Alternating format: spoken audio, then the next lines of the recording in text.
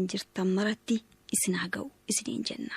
Hayyee kabajamtoota jaallatamtoota dhaggeeffattoota qophii dambalii jaalalaa keenya har'aatiin egaa xalayoota simbiraa nu qaqqaban qindeeffannee gamaa garaagaraatiin jechuudha kan isin nu biraan gahaa turtan istiidiyootti argamna. Qophicha qopheessuun kan isin faana turru Leensaa Wayyaa fi Yuusuf Warqiisaa waliin taaneetu qophicha kan gulaal immoo Abbabaa Magiraati. Gara xalaalee keessan torban kanaaf dabaree argataniitti isin dabarsina. Xalaaleen keessan kunooti dhaggeeffadha.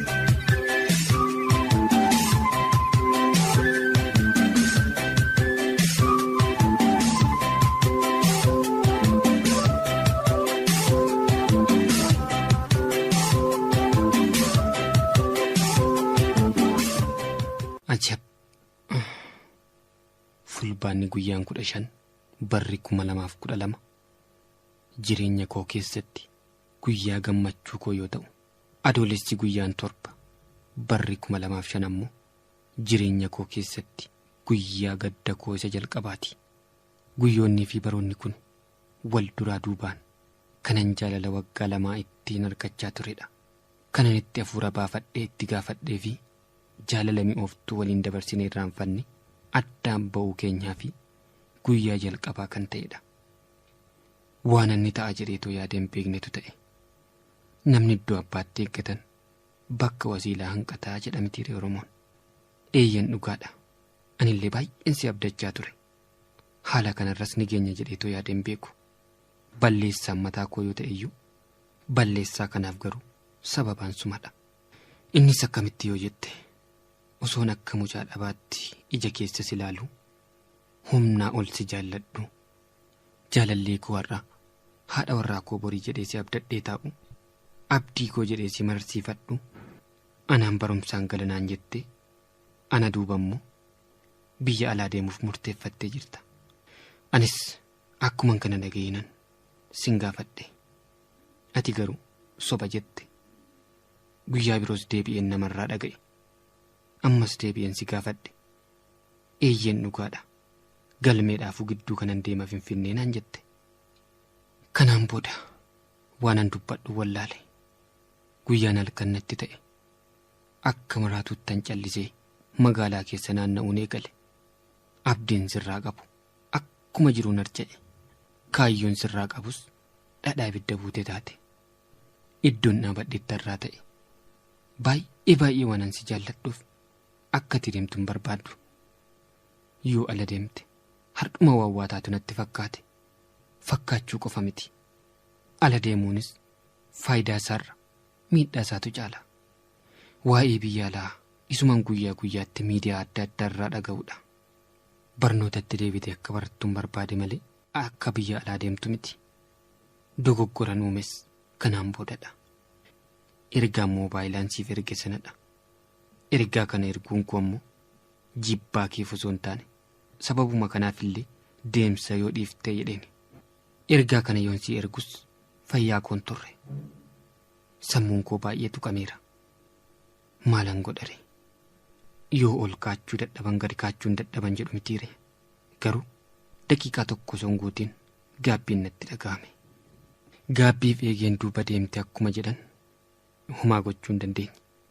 Turtiin ergichaas qilleensa irra turuu isaatti tokko ta'aa laata jedheetan moobaayilii koo banee yoon ilaalu sa'atii tokko osoo hin taane sa'atii 12 irratti guutamee jira. Tarii osoo sa'atii tokko ta'ee jiraate ni kufa ture. Sababa dafee hin qaqqabneefu.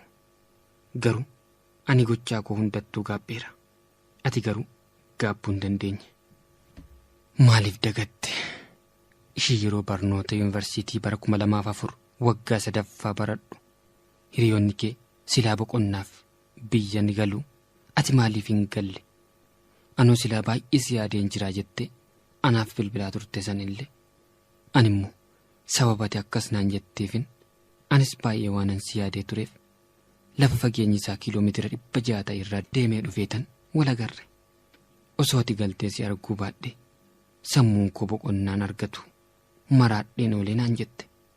Anis akkuma kee osoo yeroo sanatti si arguu baadhee jiraadhee sammuun koo fayyaan argatu ture.